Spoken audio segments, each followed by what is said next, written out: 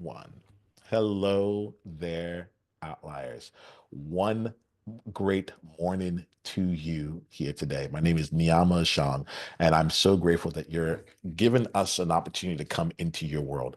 Uh, the us for today are all here on the Outliers Edge podcast, where we spend time sharing the stories of amazing individuals who are finding new ways to level up their impact, their income, and their integrity on a regular basis. I'd love for you to get to know these outliers here, and we'll continue on and explore from there. Why don't we get to know you first, Rima? Rima, would you mind sharing a bit about you and the game that you're playing right now? Sure.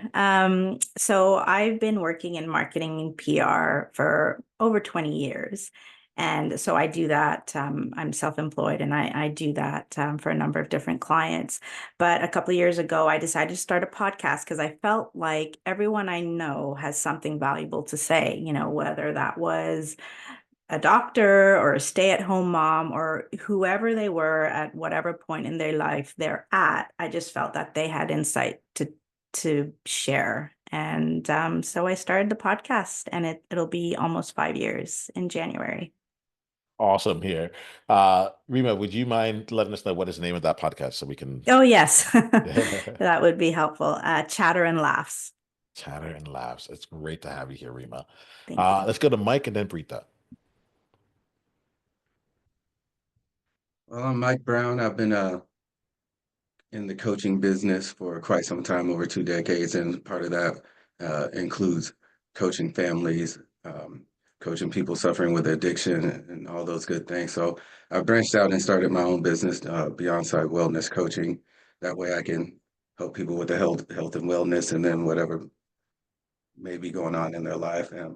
But part of those experiences made me feel compelled to start a podcast, as Beyond Sight podcast, and I just wanted to share different information that I've learned and different ideas and perspectives that I've learned, just to put it out there for the people. Fantastic, Mike. Well, I'm glad that you're here. Thanks for taking that initiative. I'm really excited to see where that builds off for today. Let's go to Pritha and then Afia.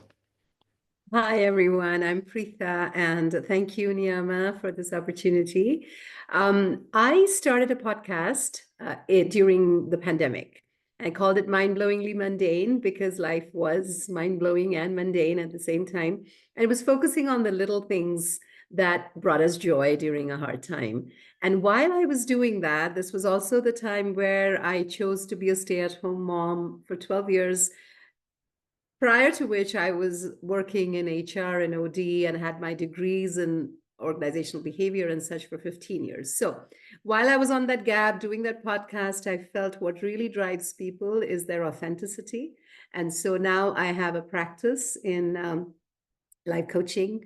I focus on authenticity, and I don't do too much of Mind-Blowingly Mundane anymore, but I do have a smaller swell cast that I focus on that's called 5 Minutes of Authenticity with Pritha. That's awesome there. Thank you for that. Thank you for bringing that in. I'm excited to explore the authentic game with you, Pritha. Let's go to Afia and then Ebube.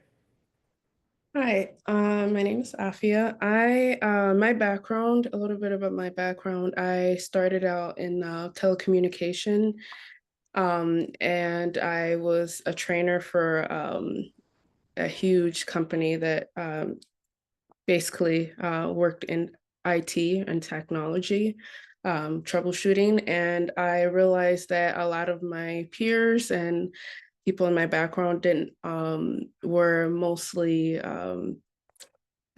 thinking that as a successful person, you needed to be either in medicine, especially being in an African community. So I thought, what better way to showcase that there are other communities and other jobs. So I took a leap of faith and I said, I want to start the Bold Pivot podcast to showcase that you can do other things. So I started out being a project manager, went into sales engineering, doing some training in AI.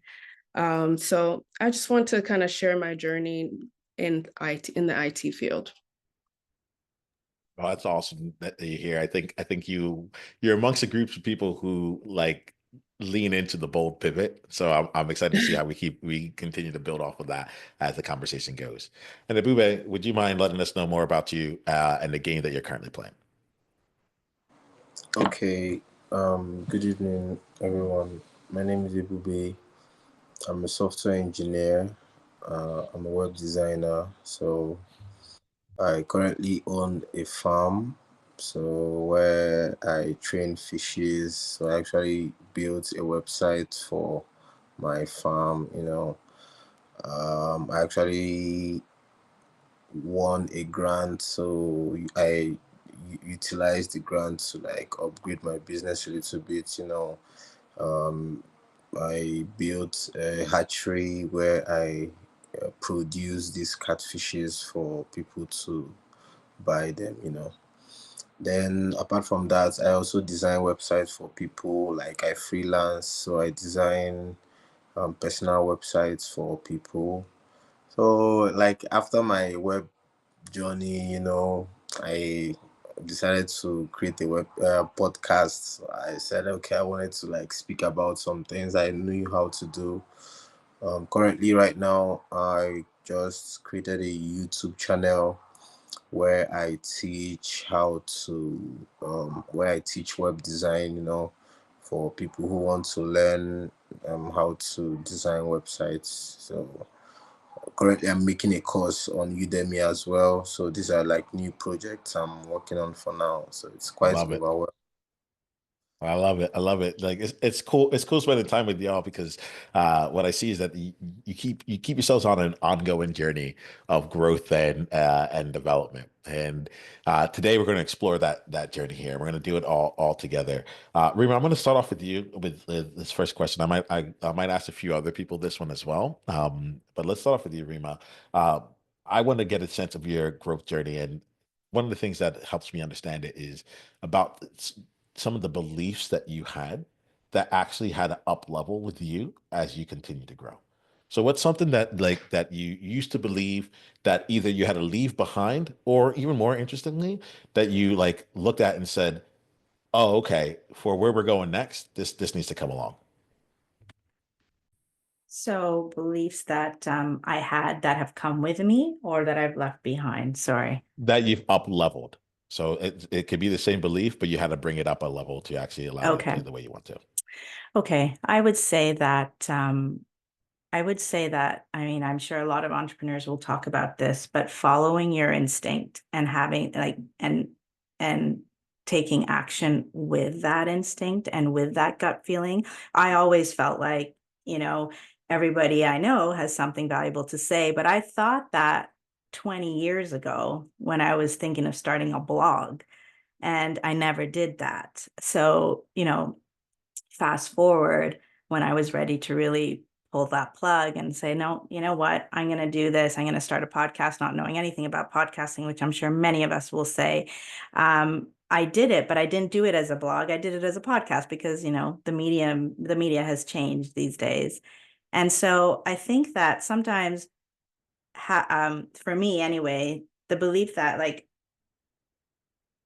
following my gut instinct, I knew that that was always the path, but sometimes we know it and we just don't follow through with it.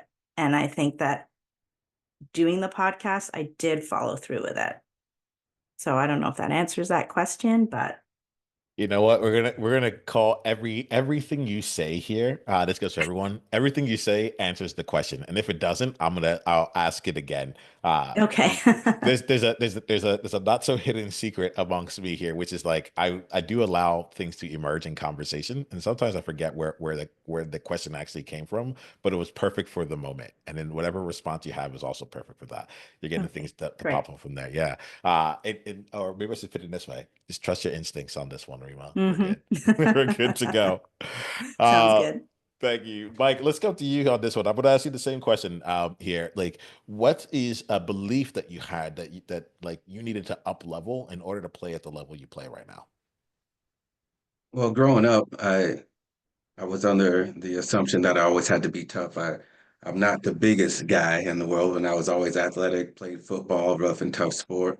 So always being one of the smaller guys out there, I always thought I had to be tougher, meaner, aggressive, always always serious. And so I took that over into the business world as well. And, I'm naturally a smiley, happy-go-lucky type of guy. But then, when I was conducting business meetings and meeting with other people trying to branch out and doing those things, I found out that, man, this is kind of getting me in trouble. Some people are mistaking my kindness and my laughing as weakness.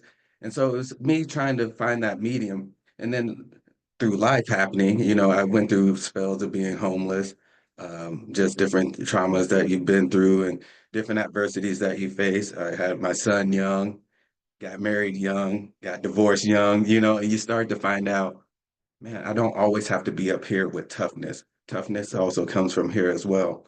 And so once I started to learn that it was okay to be silent, but be tough, but still smile, but be tough. I mean, it was eye-opening for me, and it really changed how I interacted because in this big scheme of things, when I was always walking around like this, it was really a facade, and I'm not really a fake dude like that. So when I had to look in the mirror, I had to say, no, I'm not being me. I can just be tough up here going through things. Mike, I really appreciate that. Like one of the things that and there's gonna be some people who are listening, so we'll put that into space too. When take us to like one distinction, one thing that's different around your toughness now, especially because I saw you like you were touching your head, like your mental toughness has changed. Mhm. Give us like one distinction. What's one way that you show up tough mentally now? Um, the way I handle adversity, I just I look at adversity differently. When you're younger, you tend to look at adversity as woe is me. But when you mature and you go through things and then you conquer some of your fears and you face adversity and you get through it and you look back and you say, well, man, it really wasn't that bad. I'm more capable than what I thought I was. That's what helped change my mentality. And then of course having kids, you know, having kids, I couldn't always be rough and tough with them. They taught me that, what, I can be totally who I am, and they look at me as a superhero, and I'm not sitting there beating people up or whatever, you know what I mean? All the tough stuff that they portray in the media. But I would think having kids and also just the different adversities that I faced because of the people that were around me to help me see the light. Yeah, I appreciate that there. And I think this is like an example of where like the up leveling of a belief comes in, right? Because like I'm hearing like there was a way that you were looking at adversity beforehand, woe is me. And now you look at it in a different way, right? It's like you still like it's still there, but you're like, oh, how do I approach it now? It's grown. And I like that here. I'm going to go to Preetha now here, but I like that element here because I often say to people, like, when you come in my space, I'm not here to help you like become something you're not. I just actually want you to become more you than you've ever been, And one of the things that has helped has been able to look at the lens of the beliefs, the values, the way that you do things, and just saying, like, how do you keep doing what you do, but at the level that you want to play at right now? And so, Preetha, I'll come to you with this question, and I'm going to go in a different direction afterwards. Because you already play the authenticity game, I think I want to. If you're down with it, I'd like to like stretch even further if it works for you. And that would be like for like you're already accomplishing a lot. You've done a lot here. When you look to what your next level would be, right? So the place that you're stepping into, what's the belief that you want that you think needs to like up level to actually help you get there and be solid there? To look ahead, you have to look back a little Mm. bit. So, my journey has been one from a child who had selective mutism, would not speak in public, and a teacher decided I could. So, from being empowered without understanding what a seventh grader means for, a 7-year-old, what it means to be empowered, to working with multinational corporations, being a C-level HR generalist, OD person, what I have found, and through 13 years of motherhood, is where I'm at now, Niiamah, is constantly up leveling, I love that word, the fact that I can be myself, one. I don't need the affirmations from the outside. I have affirmations within me. And so the difference has been at each level, I've been, oh, did someone like it? Did they not like it? But going back more inward and saying, am I okay? So what am I looking at the next level? Is more of that, but constantly looking at the purpose of it.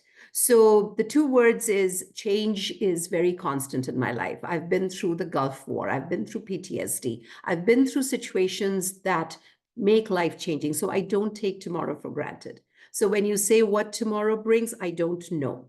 But I do know whatever I'm doing today, I'll continue to do a better version of it. So when I'm coaching one-on-one, if I'm able to help somebody get to from A to B, I'll be able to do it better. Do I see myself expanding to this global business? Probably not. Do I see myself as a TEDx speaker? Probably yes. Did I buy the book that you suggested? Yes, I did. Am I engaging more and am I inviting more clients or more audience? Yes, I am. Am I looking at everything from a perspective of commerce? No, I'm not. And that has been a shift because I think when you do that, you reduce yourself to a commodity, and I'm not. I'm offering a value and a much more than something that can be measured. So once you go from that perspective, when you throw something out there, you put out a swellcast, you put out a conversation, or even when you're talking to somebody, the end goal is, oh, will they be my client? No, the end goal is, will I be able to make a difference? That is what I will continue to do, Niiamah. Oh, I believe it. That's one of the things that comes through. I'm seeing some nods in here, like you're galvanizing. I feel the galvanization taking place. All right, Pritha. Thank you. Yeah. We're gonna be building on this. We're gonna be playing with this here. We're gonna continue down. I'd like to give everyone a chance to speak first, and then we'll like just have be a little bit more round robin as it goes on. So, Afia, I'm gonna come to you. The question is gonna be a little different though, and then Ebube, I'll come to you next. Um, I recently had a conversation with some people who talked about the element of having to start over, or not even start over, but having to go from as a high achiever. It wasn't start over, so let's let that out. But it's more about like as being a high achiever, going into something and going from being at like let's say the top of your game or known in one level as doing everything and knowing how to do it well, and then having to start again as a beginner. Entering again from the beginning side of things. So I'm curious for you, Afia, what's something you've taken on recently in the work that you do and the change that you're making where you've had to actually find yourself as a beginner once again? And how do you navigate those steps, for those onset steps? That's a great question. I actually think of it of how I used to talk to people who I trained when I was a trainer. I would just let people know, hey, in the first 6 months, you're gonna make a lot of mistakes. Don't worry about it. You're in training. So I had to like tell myself that like it's okay to make mistakes. It's the first 6 months. Take it one step at a time. As long as you have certain goals and you know, things that you have checked off that you need to make sure you have. I kind of take it like that as well. And I like to work with mentors. So whether it's leadership, do leadership check-ins, having someone to kind of help you go through all and navigate through different things that are happening. Specifically, anytime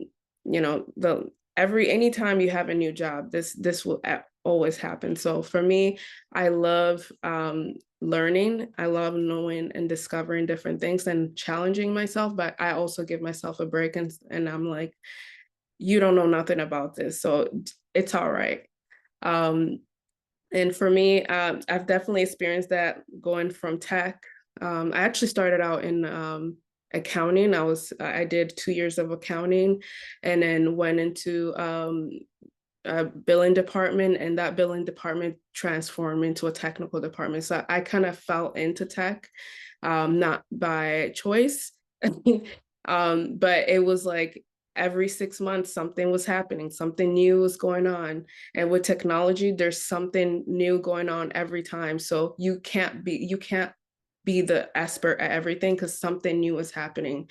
So just being a learner, being flexible, not being afraid of asking for help, doing the research, networking with people who know more than you and just being humble that way, but also knowing that at the end of the day, you're always learning, but someone also can learn from you. So teaching other people who are coming behind you as well. So that's what I would say. Yeah, yeah, I appreciate this here. Like as I hear you, I'm like taking some things in. Like you have a lot that there's feel like there's a really good energy transference and like in terms of getting us to actually step in and remember like what it's like to live into that world as a beginner.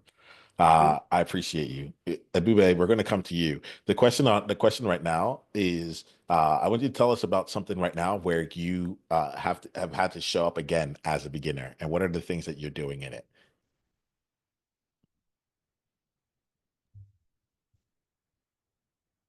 Hey, right now we can't hear you. Can you speak again?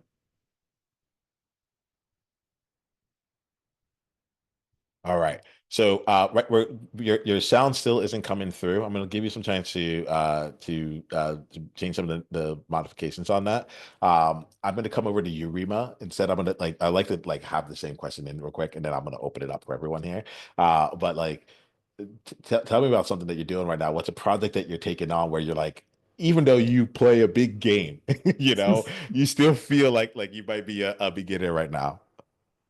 I can tell you the biggest project that makes you feel like a beginner is parenting, in my opinion. Nothing puts you at the bottom of the pack than becoming a parent. And I feel like every parent will understand that. Like, it doesn't matter what you've done in your life. Every child is different and every experience is going to be different, but you're going to be doing it for the first time. And as many books as there are out there, in my own experience, you just have to experience it and learn as you go. As you were saying, you're learning and then you're giving advice to others as you're going along. So that's my answer. When it comes to starting at the bottom, nothing compares to that. I like that. There seem to be some nods from some parents out here. Like, feel free to unmute yourself if anything spoke to you based on what Rima just said. I think the only book that works is the one about swaddling the baby. Other than that, there is no book that does anything. It is the most humbling experience. And Mhm. unlike Mike, I did everything very late, conventional. I'm originally from India. So marriage after 27, first child, only child at 40. And that, so everything was unconventional. But oh my goodness, I was brought to my knees in more ways than one. And I Mhm. think that lesson stays with you in multiple ways. So if I'm doing something new, like setting up a workshop, it's a very small group, unlike very big groups that I may have done, it humbles you. It doesn't make you feel you're doing less. It just makes you feel you're adding value in a different way. Yeah. And I would say that, as the years go by, you feel the accomplishment, right? And so you have that, you grow that confidence. And so with everything else that comes along, you think to yourself, if I can raise this child, I can do anything. So yeah. I love that feeling of like if I can do this, I can do it, anything. Ebube, I'm going to come back to you on this one here. I kind of like this idea. If I can do this, then I can do anything. So Ebube, tell us right now, if you don't mind. Hopefully the mics and everything are working right now. Let us know about something that you took on that may have felt impossible or just really, really difficult for you, and the steps that you took to actually achieve those results. Okay, can you hear me now? Yes, we can. Yes, we can. Okay, good. All right. I'll start by when I was setting up my farm. So that was like a very difficult step to take. I moved into the business not knowing anything about it. So being a software guy, moving into farming just like that, it was like a new experience for me altogether. So the first set of fishes I got, like 500 of them, they all died the next day. And I was like, oh my God, like, so the business started with failure. Failure was the first thing that happened. So I was like, okay, so is either I'm giving up now or I have to continue. So I just like felt bad for like 2 days. I had to get another set of fishes. So the second ones I got like 380. I think it took 2 days. They all died as well. It was remaining just two. So I was like, what kind of business am I just starting with failure like this, you know? So I said, okay, this is still the business. So this is the time you should know that, okay, what killed it the first time, you should find the error. What killed it the second time, you should find the error. Now you should do it again. So I just got 50 this time. I said, okay, let me just buy something I can manage. I started training the 50, they started going up, I was like, okay, there is hope. Let's go bigger. I got 3,000 and then we started growing out the fishes. And today the business is 4 years old and I'm happy I didn't give up. I'm really happy I didn't give up after all the failure. I am first I feel for all those fishes, like 880, you know. Uh and Yeah, at the same time, like I really appreciate this arc that you're putting in here. And not liars, now I'm talking to you here. Like what's your equivalent of this? Because Ebube, I love how you're like, I was in software first, and I was like, you know what, I'm gonna do farming, and like fish farming of yeah, of the things, right?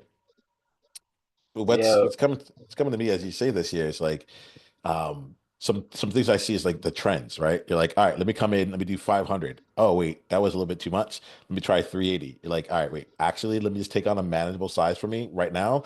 I'll get 50. And let me just get this right. And Preetha, you were talking about like setting up workshops and things like that. I like this idea of yeah, I often call it like start with one. Like let's just get something going, you know, and then going on from there. And then what I'm hearing from there is you went from 50 to 60 times that, and you're like, all right, then I got 3,000. Once I knew I could do it, yeah, I didn't have to go to 100, then 110, then 100. You didn't have to take incremental steps, but it was about, can yeah. I keep these things alive? Let me make sure, I'm seeing some nodding here, so I would like to open it up just a bit. But Abube, let me know if I'm missing anything, and then if anyone else has anything they want to say, like let's bring it in. Abube, anything else to come Um, to you? okay, like, should I speak about something different right now No, or no, no, still no. talking about the same thing? Yeah, no, I really just wanted to kind of like elaborate here on like the elements of like when you're getting into something for Okay, that first time. okay. Well, I would say when I was able to manage the 50, seeing the sizes they were at the time, I was like, okay, so I should take those same steps I took to manage them to get to this stage for this same 3,000. And if I do this successfully, I will have 3,000 also big fishes like the 50 I had. And I replicated that, and it worked out like that. I was I like, love okay, this. just baby steps to success. So, Well, yeah, Mike, I'm gonna come to you in a bit. Like as I hear this, I'm also thinking about like some like the yeah. Let's go to Mike. Mike, what's this bringing up for you? Either in a project that you've done recently, a project you've been taking on here. What's coming to mind for you? Uh, well, I've taken on a couple of different projects. I also, I recently went into business with a business partner. She's a therapist, and we used to work together when we were working with different families, doing family support. And so, what that consisted of was these families had their youth on probation, and we would try to mend their families together while um, getting their just meeting the needs of the youth probation. So, we were handcuffed through a lot of the companies that we worked for, and we decided to branch out and do our own thing. And some of the things that were some barriers was just one, getting our name out there because we had taken some time away uh, from being in family support. And so some of the old faces that we knew weren't there. So it was a matter of how do we get our foot back in the door? And it was discouraging at first, but um, I had a lot of distractions. My I have my hand in a lot of different things. I'm coaching football right now uh, for high school. You know what I mean? So I was occupied during that time where it was real stressful for my partner, but I was just taking it easy. But one thing that happened was one thing that was important is that we stuck together, and we also just uplifted each other and played on each other's strengths and weaknesses. And that's one thing that helped us get through that hard time.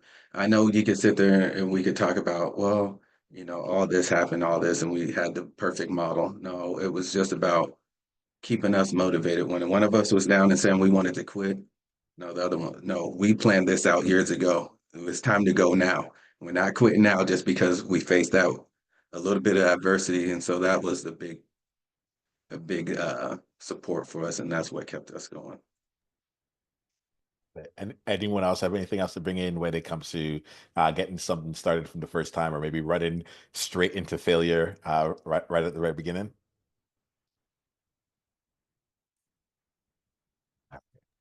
Yeah, go ahead, Rima. I was just gonna say,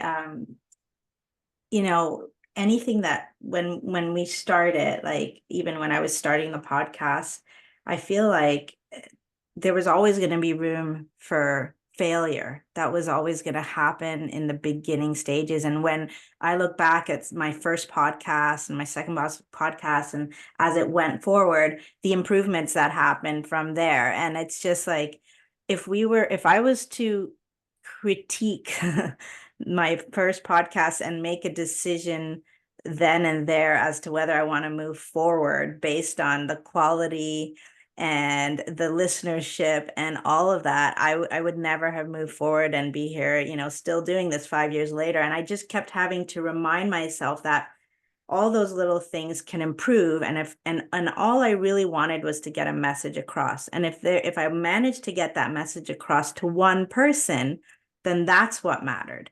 And the quality at the time, that can be improved. That, it was just my phone. That's all it was. That was my whole setup. It was a phone. And I just, the reminder that if as Mike was saying, if he kept, you were saying like, no, we made the decision that we were going to do this, so we're not going to quit now. So it was the same idea, right? Like I made the decision I was going to start this podcast no matter what it was. And okay, one person was listening. That's not what matters. What matters was that you wanted to get one message across. And if you got that message across, that's what mattered, not about the quality. So, just pushing forward. And it's harder to push forward when you're one person. It helps when you have somebody to support you. That's for sure. No, we're all about like not having to be an outlier on your own here at Outliers. It's part of the reason why like I used to do one-on-one conversations with people for the podcast. But I'm like, there's a reason why I bring the panel together, because at the very least, you'll each have each other through this going forward. I want to stay on this element here, almost like the pivot of perseverance. Since I used the word pivot, I'm going to come to you, Afia. Like bring us in here around like the components of places where you wanted to quit, and like when you decided to like persevere, or when you made a powerful pivot. Like I'm really curious about it, especially given your like what you focus on.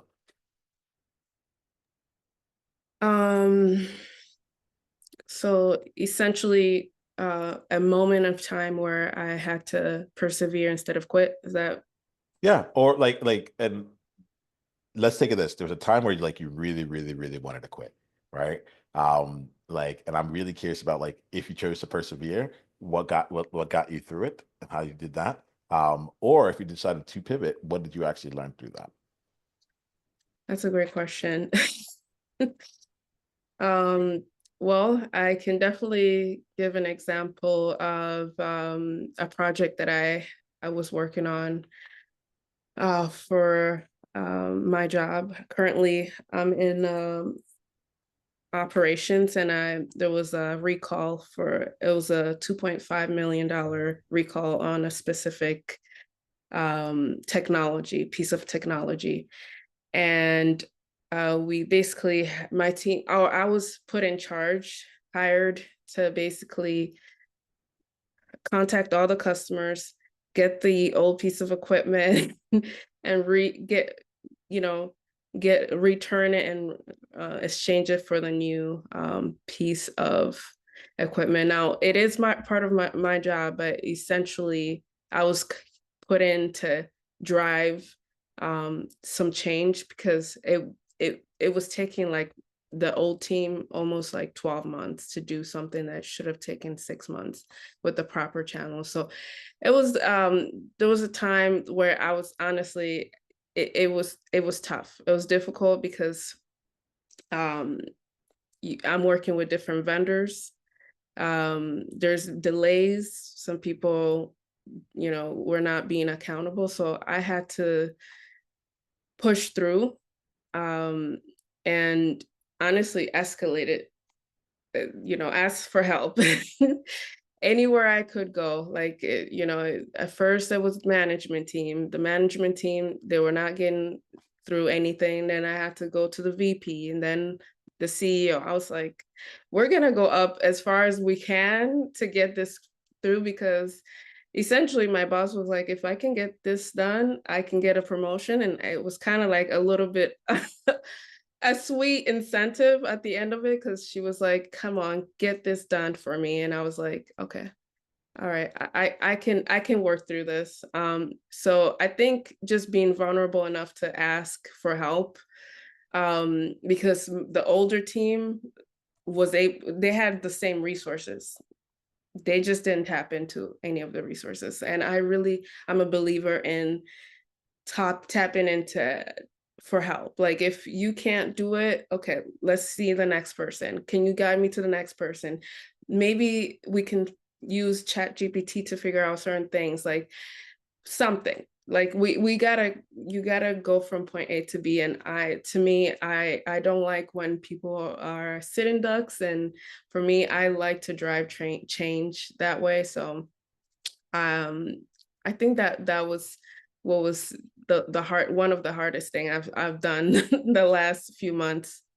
But it was definitely something I definitely admire that I was able to, my team and I were able to get through. But it was a lesson that I had to learn. Just keep driving myself, just keep pushing and keep asking for help. I'm hearing the driving come through. I'm hearing that, you're like, I like to drive change. I like not just make change or like have change around. You're like, okay. Couple things that struck out to me here was um, like the former team had the same resources. Like when you said that, some part of me was like, oh, you know, like what are the places in my mind where I'm like, well, this is just how hard it is, or this is just what it takes. And where am I not actually taking time to account for the resources that may be available to me? Because you're like, well, I can't talk to the CEO. You're like, well, because it's a resource that's available there. And so like I really love you bringing that into the mix here. Uh, Afia, well, actually, I'm gonna go to you, Preetha, because for some reason I've been like energetically pulled to you. Preetha, I'm coming to you like here, just like as in part of this conversation here. Um, I guess I'm just really curious, like, what's something that you've been like reflecting through, or what's something you want to speak on as a result of this conversation so far? Like, I don't have a direct question to you. I just trust that like there's something interesting that you're seeing. I appreciate you asking me, because I was thinking, if you were to ask me that, I would say, I don't know if it was even a pivot or a rethinking, but when I decided to get into this life coaching practice, to pick on something like, say, empowerment, teams, confidence, motivation, tons and tons of experiences and resources in my kitty that I could go back to. But I kept doing the whys within myself.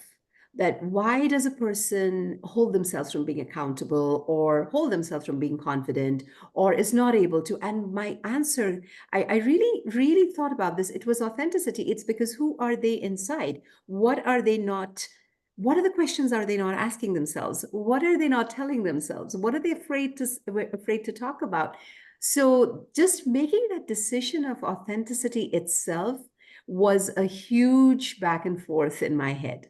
But once I decided that, I also realized that it's not going to be easy, and it is not, because people will generally, they'll talk about things when I ask them, tell me about themselves. And so we do a different exercise where they find an analogy in a thing and then they come talk about themselves, because we are just naturally not prone to. This is irrespective of nationality and gender and race and age. It is very interesting how human beings are like this. It's been fascinating. So just having that authentic conversation with myself, knowing this is going to be a hard path, and then choosing it because it's hard, because yeah, I can do hard things and whatnot. But yeah, that I was reflecting on that as Afia was talking about her project.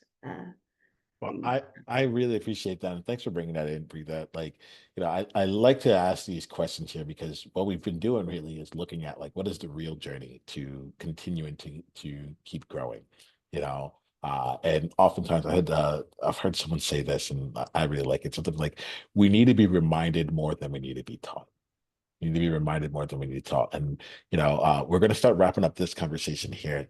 And I think about outliers. Like, first, I just want to say thank you to the five of you for reminding me of a number of different things here today. Like, just I'm sitting here and I recognize how much pressure I've been putting on myself. And in hearing you all talk and discuss and just share the way that you've continuously refreshed yourself throughout it all, I realize I'm like, oh, wait, there's room here. What we're going to do is, in a bit, I'm going to have you all share something with outliers. But before I do, I want to just reach out to any outlier that's listening right now. It's just like, please take some time here. You've had Mike, Rima, Pritha, Ebube, and Afia share their journeys and the way that they see things and how they continue to keep leveling up. If there's someone in your world right now that could really use this message, please take the time to share this episode with them. We call it the One Person, One Conversation at a Time initiative. And like, yes, you can go ahead and share it on all your socials, but there's something very direct about going to someone and sending them a message and saying, this conversation that took place, I really think it will benefit you. Give them the gift of letting them know that you were thinking of them by sharing this with them. What we're going to do here all is that we're going to now close off our conversation. And the way that we do that is I want to give outliers a chance to get to know how they can continue down the journey with you, and also hear from you what's an insight that you got from this conversation. They've already been the beneficiaries of things, so they're taken care of. They're working through their insights on their own. I'm curious what you got from this conversation. And if you came to the conclusion that you don't have any insights from the conversation, just say that. That's okay too. All right. So let us know how we can go deeper in the journey with you and what's an insight you got from the conversation. Rima, let's start off with you, and then we'll go to Mike. So should I share, where they can find Yeah, me? Is that, yeah? let's share Okay. that. Let's share that information, Okay. and then afterwards, any insights you got, if any. Sure. So I have an Instagram, Chatter and Laughs is the Instagram handle, and I have my podcast available, all the different platforms, also called Chatter and Laughs. So feel free to reach out to me there. And I would say, like, the one thing that has stood out to me today is that, as a podcaster, I'm not alone. There are other podcasters out there, and it's okay. And it's actually great to reach out, to share, and to be like in the company of other podcasters and get some feedback and some insight. And because it's not a journey that I'm on necessarily by myself, it's a journey that we're on together, and there's strength in that. And it's not something I really thought about. So thank you, Niiamah, for having me on today with these wonderful panelists. It was great. And it made me feel that, there's strength in numbers. Oh, thank you, Rima. Thanks for answering the outlier call. Mike, and then Rita. All my handles for any social media is CBeyond365, just to make it a little easier, so I'm not here all day going through everything. But again, the podcast is Sight Beyond Sight Podcast, and we're just talking about real life issues and sharing different perspectives on that. One thing that I got from the conversation that really made me think about some of the things I've been through and listening to some of the stories is that within all of us, there's a seed planted, an inner warrior with all of us. And we just have to tap into it. And some people will look at themselves in the mirror and say, man, I don't have this and this and that compared to so-and-so, but it's in there. We just have to tap into it and I encourage everyone that is listening to tap into that inner warrior that you have and go ahead and start making those action steps to accomplish some of your goals that have been lingering. Like Rima said, she took forever, like it was over, what, almost 20 years to make a blog and never did it. I was the same way with the podcast. It took me 10 years. I had a notebook that I look back and I was like, whoa, I thought about this 10 years ago. I need to do something now. I waited long enough. So tap into your inner warrior and keep pressing forward. Thank you for that, Mike. Preetha, how about you? And then we'll go to Afia.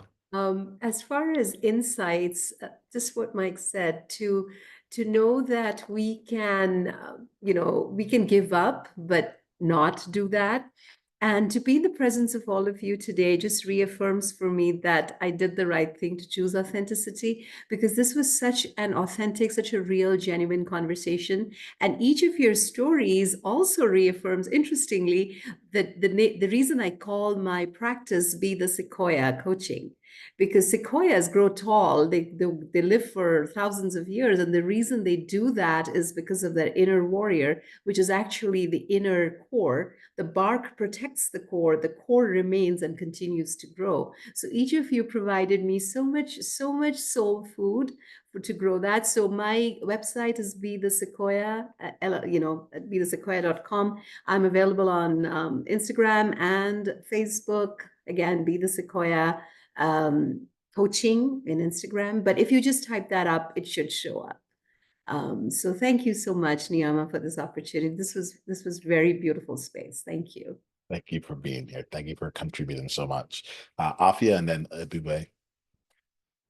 Yep, I also would like to thank you for inviting me today. It was a pleasure. I didn't know what to expect, honestly, but I've learned so much from every single one of you. But it kind of what I took from today was just being in community, not doing things by yourselves, and just kind of reaching out and just taking a leap of faith in the journey that we have as far as our lives. And honestly, it just kind of reassures me and that I am doing, I am pivoting into the right direction, which leads to my the name of my podcast, The Bold Pivot, when it comes to kind of leading and working with people who are going into technology. So I really appreciate everyone for being here, and it was a pleasure. Thank you. Ebube, take us home here. What's something you got from today's conversation, and how can we continue on with you? Okay. Well, I got a lot from the conversation. Hearing everybody having shared their stories. It's quite inspiring, and it makes me also believe that okay, a podcast I did, I think 3 years ago, and someone is texting me from nowhere telling me about coming on, jumping on a meeting. I don't know about, so I just like met new people right now. So like it's actually mind blowing and it's good. So well, for my Instagram handle is abumebubdk. I think I'll be typing that because it's Igbo, I'm sorry, and that's also what I use for my YouTube. For my podcast is Daily Tips. So it was inspired by so I had this ability to make Siri speak through my phone. So I just had a lot of messages to share. I was like, okay, so there are some things I couldn't say myself. I said, okay, I could use an AI to say that. I So I love it. like even way before ChatGPT even came out. So when ChatGPT came out, I was like, wow, oh, this is even the future right now. So something I did some years ago, And and Ebube, it's it's called now Daily Tips. everywhere. Yes, daily tips. Daily Tips. Well, I appreciate it. Yeah. Outliers, go ahead and check out Daily Tips. I like what you're saying. It's a pretty cool thing, and you got to it before AI was really even all that cool. So, Outliers, we're gonna wrap up here. Just know that we're grateful for you. I'm talking to each of you here on the panel. Thank you so much for being who you are.